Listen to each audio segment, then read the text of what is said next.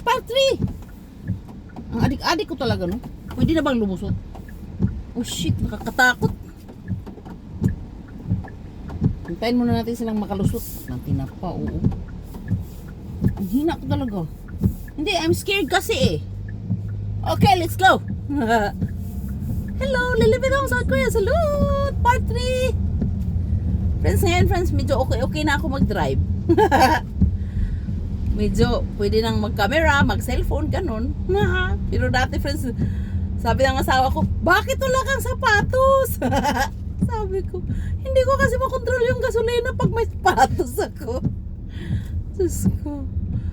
Oras lang niya ako tinuruan friends, oras lang. Pumunta kami doon ba sa, saan ba yun? Chungju? Oras lang kasi may part doon ng ano ba? Ng lugar na wala talagang car.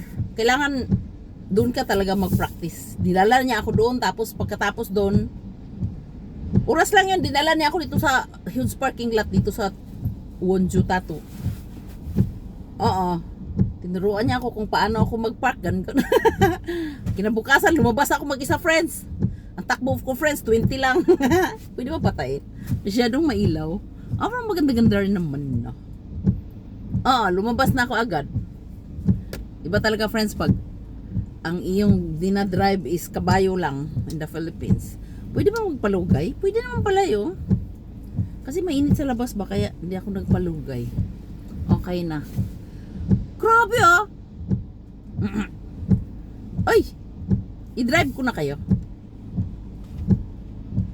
Katuwa tong car na to friends, no? Nag-u-off siya mag-isa friends pag ano yun? Red light. Nag-aaway nga kami kasi yung manubela pag minsan nagda-drive ka pa, minsan may iniisip kang iba. Hindi ka na-shoot sa lane. Isushoot ka niya talaga sa lane. Nagda-drive nga mag-isa eh. Nag-aaway kayo ng manubela. Which is good naman, no? Tapos pag liliko ka friends, iiyak siya talaga. Ayan na friends.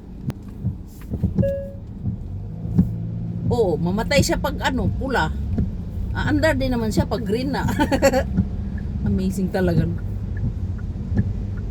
God, please protect us in danger. Thank you. Friends, pasya lang kayo dyan ha. Nagbabanta na naman ang langit. O, tingnan mo. Oh, shocking. Nagbabanta na naman ang langit, friends. Parang lakas na naman ang ulan, no?